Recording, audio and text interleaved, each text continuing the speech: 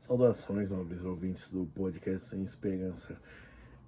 Por incrível que pareça, eu sou professor da escola pública, funcionário público estável, mas eu me considero um liberal clássico, certo? E por que pode parecer irônico e contraditório esse pensamento, esse ser e esse pensar, na verdade, né? Ou o existir e o ser. Por quê? Bom, basicamente, quando eu fui dar uma aula para um terceiro ano do ensino médio, isso logo depois que nós voltamos da pandemia, em 2021, um, um aluno me disse, veio com teses anarcocapitalistas, né? Dizendo o seguinte: olha, assim, se eu pudesse, nós teríamos liberdades de escolha sobre que professor de história nós iríamos ter, que história nós iríamos aprender e por aí vai.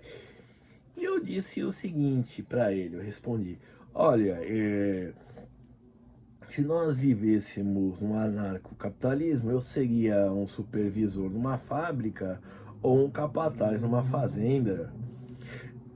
Porque educar filho de pobre não faz sentido, economicamente falando, certo? E eu não estou fazendo um discurso anti-burguês, porque tirando do sentido da piedade mesmo, da caridade, educar pobres, pessoas humildes economicamente supérfluo, é uma ação social, certo? Entendeu? É por isso, por razão disso, por exemplo, que se tem descontos, dedução do imposto de renda para a pessoa investir em ações sociais, certo? Bom, enfim, mas de qualquer forma, tanto o liberalismo, seja ele clássico, seja comunismo, como muita gente diz, né? Tem gente que acha que o perigo vermelho ronda a gente. E fiquem tranquilos, nenhum dos dois vai dar certo, certo? No Brasil, certo? Tanto o Brasil não vai dar certo no liberalismo ou neoliberalismo, como chamam, né? Que é um liberalismo apoiado, tutelado pelo Estado, né? Ou um comunismo onde o Estado controla a gente de todos os modos, né? Tutela a nossa vida. E por quê? Bom, porque simplesmente tudo isso dá trabalho, certo? Tanto a gente viver com independência, com autonomia, entre outras coisas, ou até a gente trabalhar para viver de acordo com as nossas necessidades, com o que a gente precisa, que é a ideia do socialismo, tudo isso demanda trabalho, esforço, certo? Infelizmente, as vagas de generais, por mais que elas possam ser ampliadas, as vagas no generalatos e por aí vai, como aconteceu na Venezuela,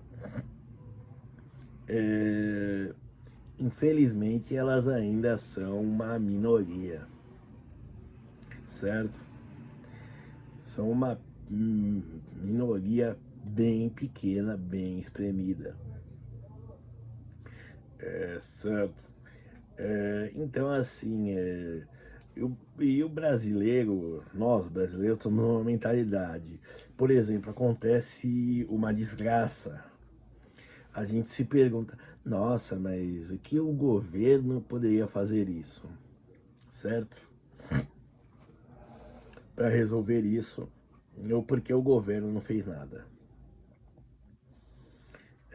certo?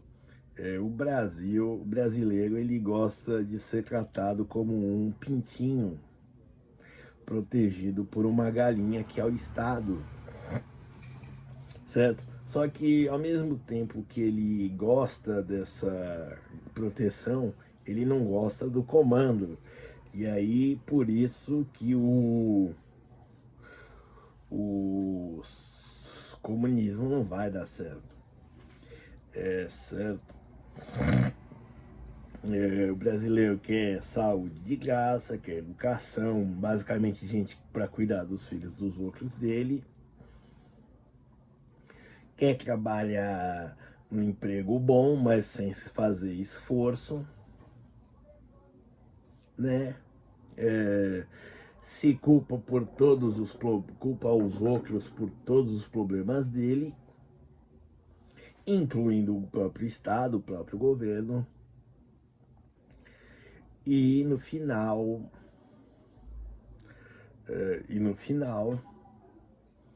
basicamente, ele não quer o quê? Se esforçar, certo?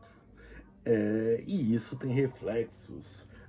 Por exemplo, o único estado do Norte e Nordeste que quase se paga, por exemplo, naquela tabela que o Instituto o Sul é Meu País divulga, é o Pernambuco. Ele fica 0,1% de enviados para Brasília e devolvidos. Ele fica com 0,1% de a mais, né? Que enviou e recebeu.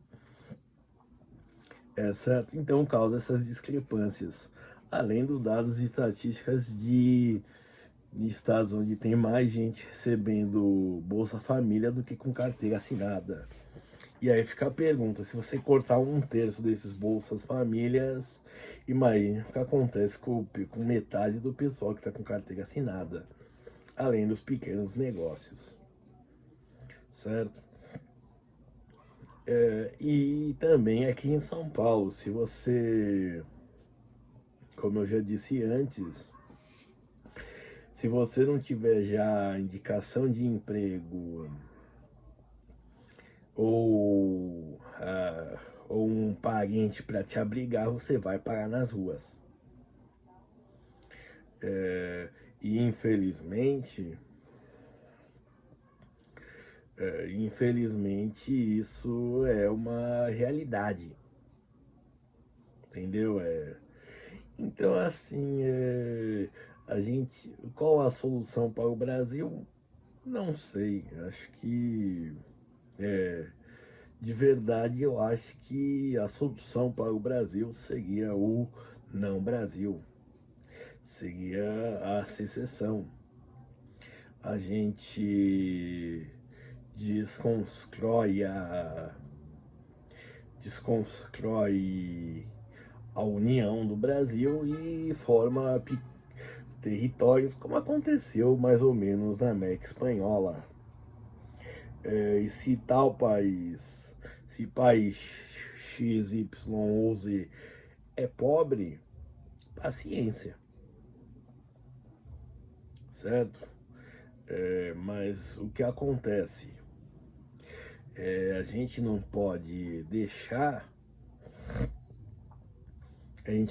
esperar que a solução venha de Brasília.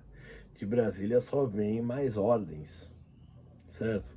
E de vez em quando algumas ordens que são impossíveis de serem cumpridas, certo? Parece que a ideia é só mostrar o serviço mesmo, só fazer propaganda e por aí vai. O que é uma infelicidade enorme, tremenda, né? E eu não vou nem falar de que 90% da atividade legislativa seja de pequenices, tá? não vou dizer 90%, mas é uma estatística que eu estou inventando, mas eu estou dizendo que a maior parte é mudança de nome de creche de viaduto, instituição de capital nacional do, sei lá, do vibrador, do consolo, certo? Do dia, instituição do Dia Nacional da coceira de cabelo aqui, que nem eu tô, né? Dia Nacional, mudança do nome de tal trecho de rodovia, certo? E por aí vai, tudo isso. Certo? A maioria que se constitui a maioria dos projetos que se tem na Câmara. Mas até mesmo decretos presidenciais, decretos legislativos também são feitos para, parece que alguém fingir que vai cumprir aquilo, certo? Porque primeiro não tem dinheiro, segundo não tem pessoal. E no final, assim, a gente finge que tem que é social liberal. Social porque tem um Estado que finge que acolhe e protege, e liberal porque tem um Estado que não intervém, que assiste a liberdade da pessoa, do indivíduo, das empresas, das organizações. E no final não se faz nada, certo? Obrigado. E só para terminar, voltando isso, comunismo e o liberalismo não irão dar certo no Brasil nunca. Obrigado.